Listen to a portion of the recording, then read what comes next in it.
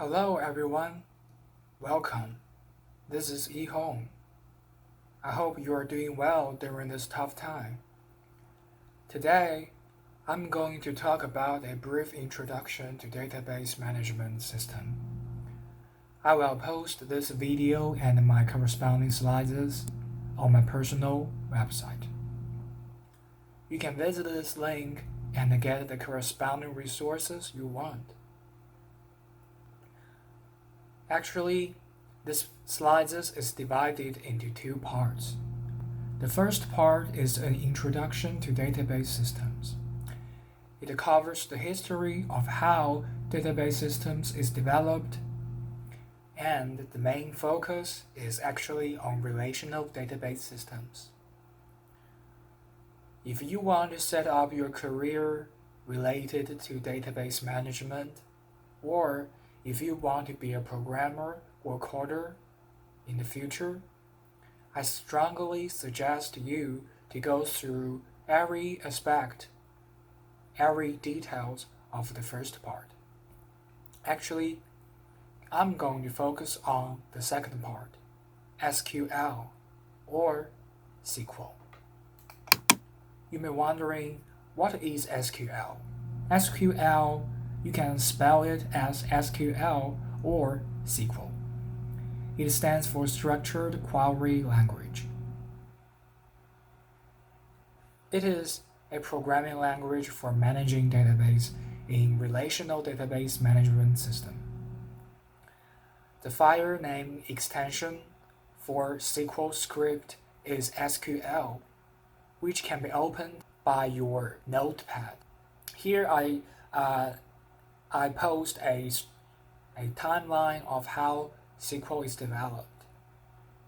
It seems very complex. It is originated in 1971, but the point I want you to know is, although it seems like it is an old language, however, it is updated. It is growing, so don't think it is an old stuff. And there are many variants of SQL database engine. For example, Oracle, MySQL, Microsoft, IBM. So you may feel confused when you start learning SQL. However, this database engine share the basic feature and the basic functions. However, they also vary in different functions and mechanisms supporting specialized business process. So if you have determined your mind to learn SQL seriously, then it is okay to start with any variant. A very important characteristic of SQL is non-procedural. Some of you may have learned procedural programming language like Java, Visual Basic. They all define variables and data structures. They all use conditional logic and looping. They all break your code into small, reusable pieces. However, SQL is different. SQL is non-procedural. All you need to do when you are coding is you can just define the necessary input and out. The database management system handles your SQL statement execution. So that is to say, you don't need to know the underlying execution mechanisms. And because of its non-procedural characteristic, you are not able to write complete applications based only on SQL. However, you can integrate SQL with procedural programming language like Java and Python.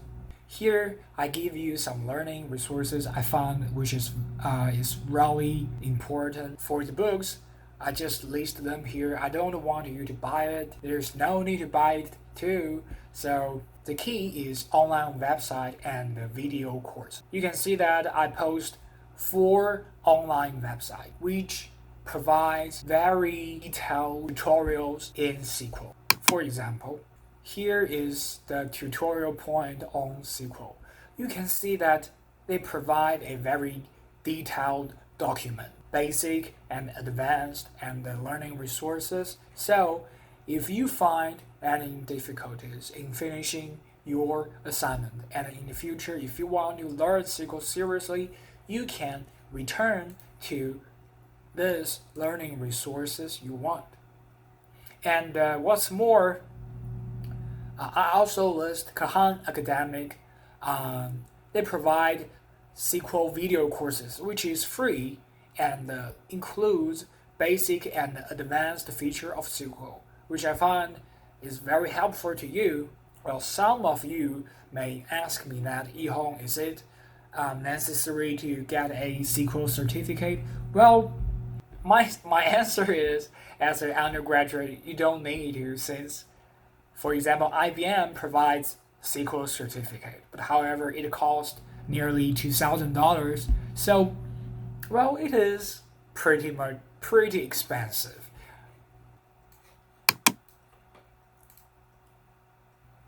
Here is our playground of the following examples, and it is also the entity relationship diagram in your assignment. We can see that there are 4 tables here.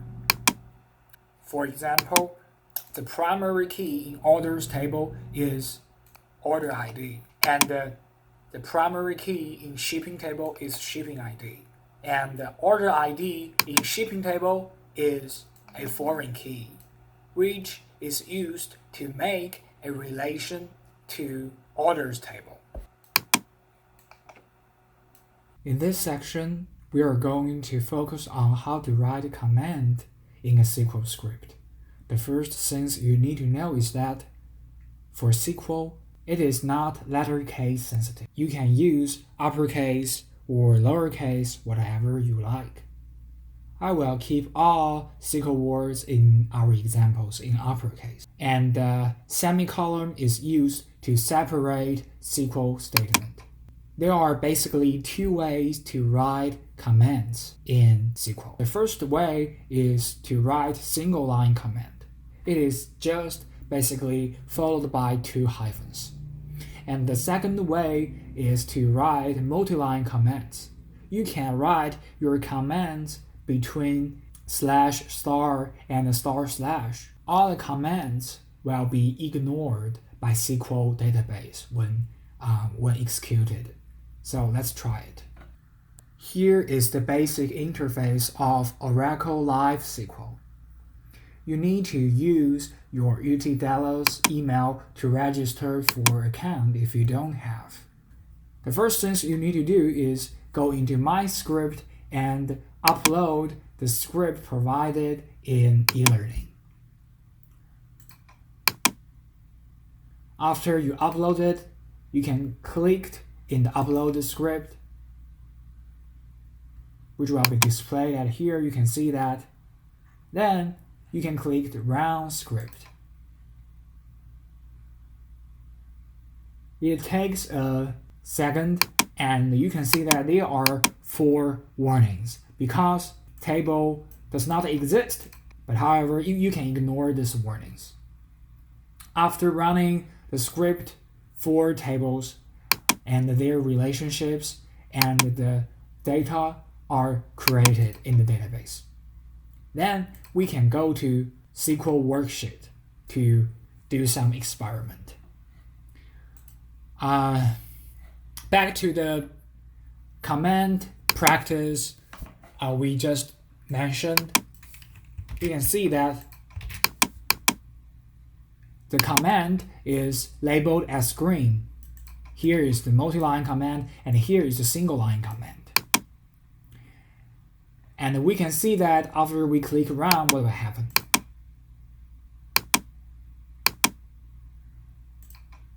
So that we can see the command is ignored by the SQL, which will have no effect.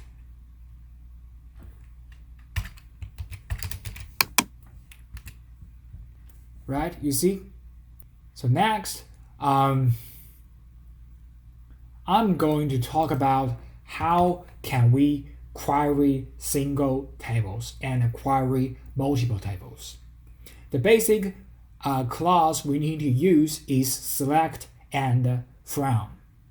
Select and from is used to select the data from a database. Select clause determines the columns you want, and the from clause defines the table you want to query. And here is the standard statement. Select followed by the column you want and plus from followed by the table you want. If you want to select all the columns from a table, you can use select plus star. So let's give it a try. If we want to select product ID from product table, we can try it in the database.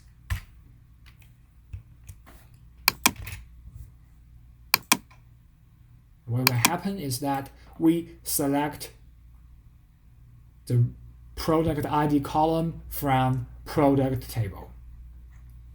And if we want to select all columns and all records from product, we can use select followed by star. And we can see that all columns are queried. Then here I want to introduce a very important feature. That is to say, you can rename the selected columns as the new name you want. For example, if I want to times the cells by 1.5 and rename the cells as new cells, then I can provide the new name after the column I select. Let's give it a try.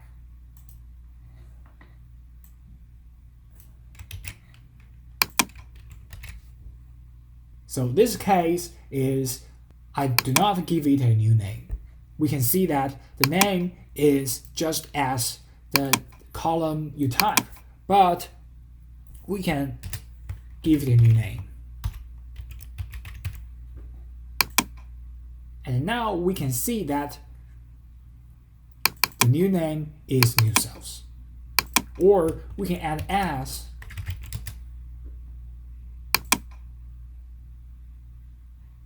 It has the same effect. To filter out some records you don't want, we introduce the where clause. And the standard statement goes like this.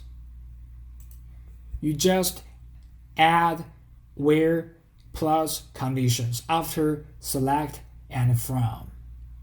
You need to remember that where clause is also used in manipulate tables, which I will cover them later if we have time. So we can give it a try. If I want to select all columns from market table, and we want the product ID to be product 1, and the order quantity is greater than 13, then what can we do? That is to say, first, we use select star from market. We can see that all the records are queried. And now we add the where clause to filter out the data we don't want. So what do we want? We want the product ID to be product 1 and the order quantity to be greater than 30. So let's click and run and see how the result is going. We can see that the product ID is product 1 and the order quantity is greater than 30. So there is also a logic condition, that is AND. You can use and or and not, which is really common in using logic condition. For example, if we use or, the meaning is that we select all columns from market table where the product ID equals to product 1, or we want all the record whose order quantity is greater than 30. Let's give it a try. Now we can see that all the records required is their order quantity is greater than 30. What's more, sometimes we want to do some specific operations over all rows in the query data set. And what I want to tell you is that every database variant has its own set of aggregate functions. But however, they share some common aggregate functions, which includes max, min, average, sum, and count. These functions are used on column you want. You can see here.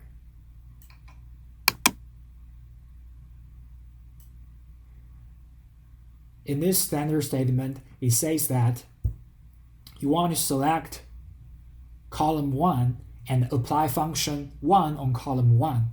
Then you rename this new column as new column 1.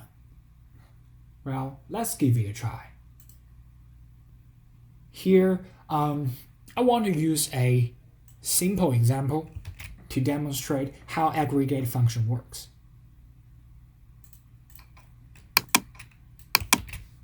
So we want to select from market database where the product ID equals product 1, and we want the minimum of sales. Then what do we got? We can get that the minimum sale is 33.07. And actually, we can apply more aggregate functions.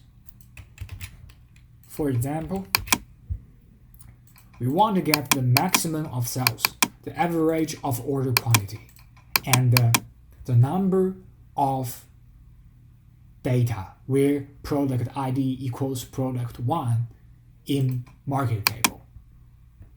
Then let's see what do we got. Yeah, we can got the exact result we want. Next, we introduce order by. Order by is used to sort the queried data in ascending or descending order. Here, you can see the standard usage. It is select column you want from the table you want to query, order by column, and followed by ascending or descending. Let's give it a try. So in this example, we want all the columns from market. The filtering condition is where product ID is product 1 and the order quantity is greater than 10. We want the queried table order by sales in descending order. Yeah, let's give it a try.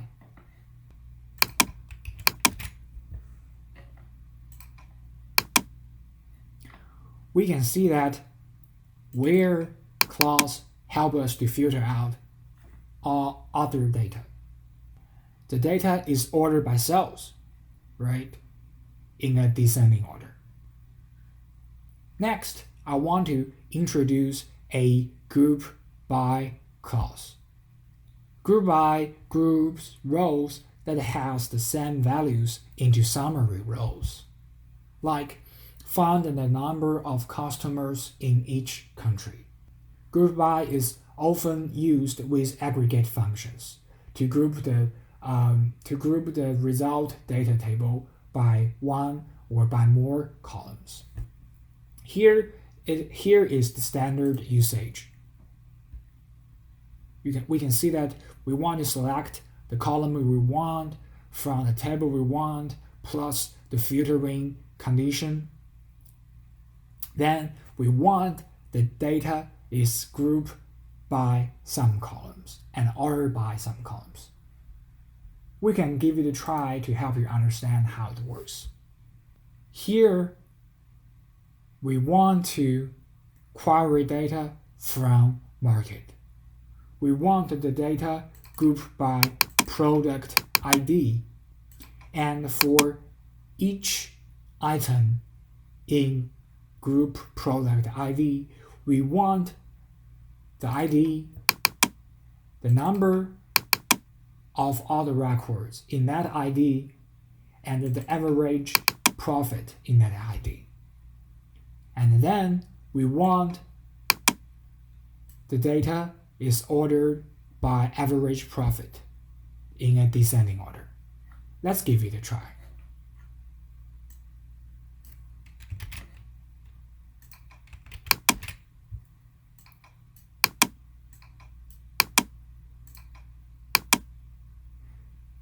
You can see that the result table is grouped by product ID, right? And it is ordered by average profit in a descending order. Actually, we can remove the where clauses, the where clause to see the effect, to make it more simple for you to understand. So this SQL statement wants the data from market. It wants the data is grouped by product ID, and for each item in group ID, it wants the number of records in that group ID. And it also wants the average profit in that group ID. And it requires the result table is ordered by average profit in a descending order. Well, it is quite trivial to understand, right? Here, I want to introduce a having clause. Having clause is added to SQL because where clause could not be used with aggregate function. Here, I want to use an example to illustrate what does that mean. If we don't, first let's ignore the having clause. We can see that this SQL statement wants the data from market table, where the order quantity is greater than 10, and then the data is grouped by product ID. For each item in product ID, we want the product ID and the number of records in that category, and we also want the average profit in that category. What's more, we want the result table ordered by average profit in a descending order. You can see that, right? But now, what we want is we want the result table to be such that it has the count number is greater than 5, or the average profit is greater than 0. We can see that the current table without having clause, it has some count number is smaller than 5. And it has some negative profit. But if we add this having clause, we can see what will happen. We can see that the record is whether average profit is greater than 0 or the count number is greater than 10, right? However, it is impossible for us to remove the having clause into where. We can give it a look. So this is how we remove the having clause and add the condition in having clause into where condition, right? And we can see that what will happen. We can see that group function is not allowed in where conditions. So we must place the the aggregate function in having condition. Next, I want to introduce another important feature that can enable you to query multiple tables. Previous examples are all concentrated on query single tables. What should we do to query multiple tables at the same time? We will need join clause. Join is used to combine rows from two or more tables based on a related column between them. Well, the standard usage goes like this. You want to select the column you want, and now let's take table 1 and table 2, two tables, for example. You want table 1 and the table 2, and you want table 1 and the join is used as table 1 join table 2 on the related column. The interpretation goes like this. You want to select the column you want from two tables. These two tables satisfy these conditions. They satisfy on the condition that table 1's column number equals to table 2's column number. Then you can add where conditions to filter out unwanted records. Well, let's give it a try. I hope you can remember our playground, and I will take orders and the shipping table in our example. We can see that order ID in shipping table is a foreign key, which is related to order ID in orders table, which is the primary key. So if we want to query orders and the shipping table at the same time, we need to write orders join shipping on order ID, right? So let's give it a try on query these two tables simultaneously.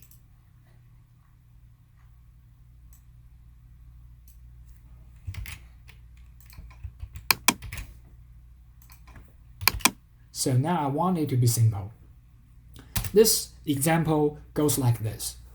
I want to select orders, order ID, orders, order priority, and shipping's shipping mode.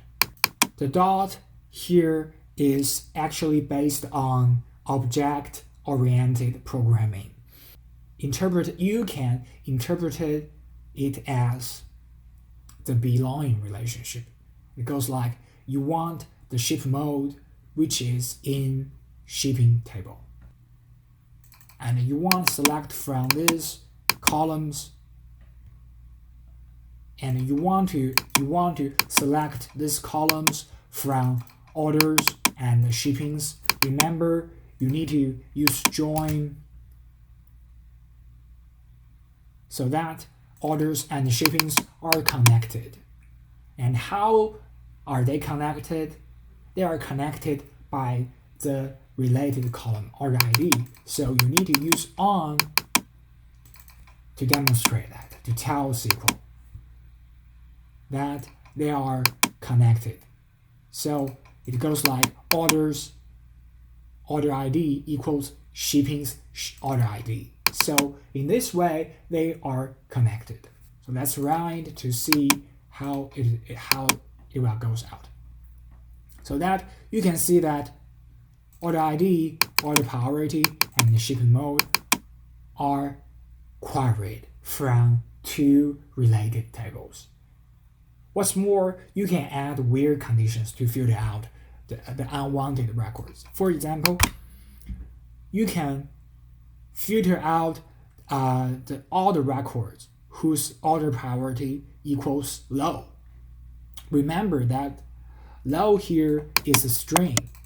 So you need to use single quote to demonstrate it is a string. Now we can see that all the records here are low. If we don't use single quote, or we may come across that low is not a valid identifier. Here I want to tell you that there are different types of SQL joins in SQL database. However, the default join is inner join. And there are 3 joins rest for you to explore. And here, it is not covered, it is not required in the assignment. So it is just for you to explore the full landscape. You are not required to master it. All join you need to know is inner join or join by default. Here is a graph to illustrate how this 4 join differs with each other. And here I want to introduce a really tricky old school style. You do not actually need to use join. You can just use where. Remember, where is used to filter out unwanted condition, right? So we can move the condition in join to where clause to indicate that table 1 and how table 1 and table 2 are related. So we can see that here is the standard usage. You need to indicate how table 1 and the table 2 are related in where clause. Let's give it a try. I want to query orders and the shippings at the same time. The upper example is a join example. The below example is an old school example. We can see that actually they have the same result. Let's give it a try.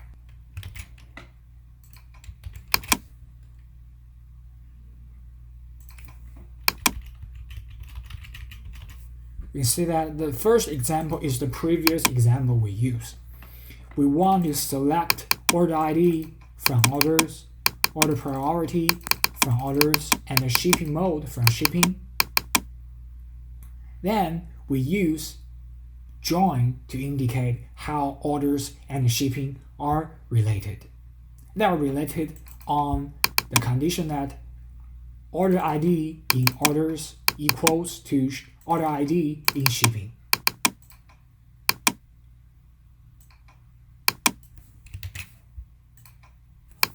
And this is the result. And now what we want to do is to use the old school style.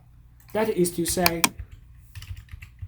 we want to include how 2 tables are related in the where clause. So now what you need to know is that you need to indicate 2 tables in the from clause, and it's separated by comma. And you need to indicate that order ID in orders table equals order ID in shipping tables. Okay, let's give it a try and see how the result goes like this.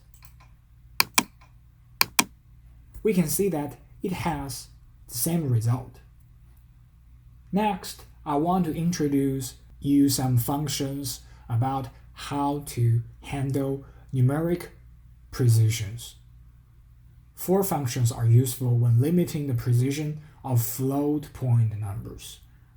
For example, we have cell, floor, round, and truncate. For cell functions, it round up. Even the decimal portion is very small. For floor, it round down. Even the decimal portion is quite big. For round, it round up with decimal portion greater than half and round down with decimal portion less than have. Truncate, it discards the unwanted digit without rounding. So let's give it a try to see how the example works. Here is the example. We can see that we want to query from market table. We want all the records is grouped by project ID and ordered by the average profit in descending order. What we have here is to control, what we want to do here is to control the decimal or numeric precision on average profit. Why do we want to control it? Because you can see that without controlling the numeric precision, it is really hard for you to read, right? You can see that it is a very long number. So we can use 4 functions to control it. We can use cell, floor, round, and truncate. And here is the result. Just as I said before, 4 functions have different result.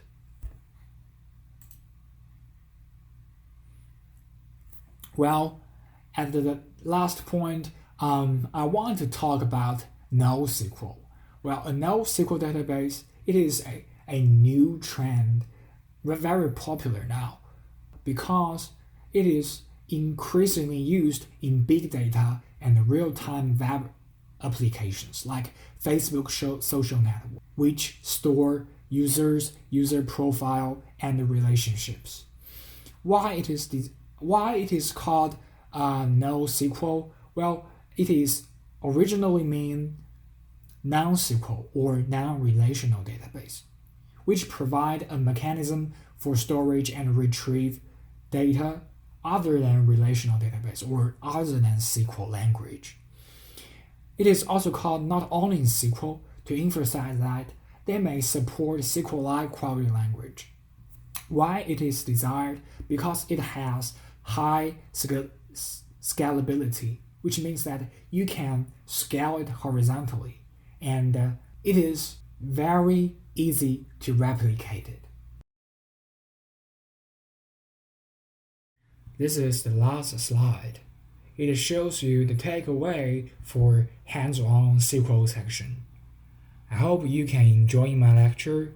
If you have any questions, you're welcome to ask me, email me, or you can turn to the online resources I provided previously.